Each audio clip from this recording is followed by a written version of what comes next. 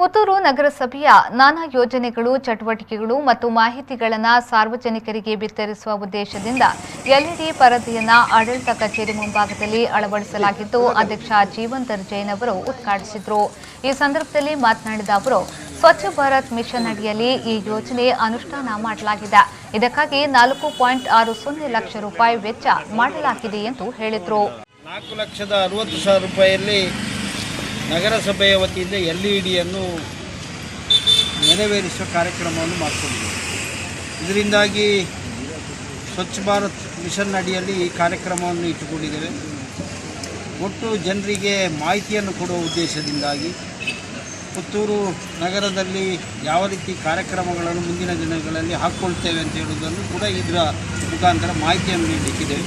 ಮತ್ತು ಕೋವಿಡಿನ ಸಂದರ್ಭದಲ್ಲಿ ಕೂಡ ಇದನ್ನು ಯಾವ ನಗರಸಭೆಯಿಂದ ಕಾರ್ಯಕ್ರಮಗಳು ನಡೀತಾ ಇದೆ ಮತ್ತು ಸಾರ್ವಜನಿಕರಿಗೆ ಒಟ್ಟಾಗಿ ನಗರಸಭೆಯ ಚಟುವಟಿಕೆಗಳ ಬಗ್ಗೆ ಕಾರ್ಯಕ್ರಮಗಳನ್ನು ಮಾಹಿತಿಯನ್ನು ಕೊಡುವಂಥದ್ದು ಕೂಡ.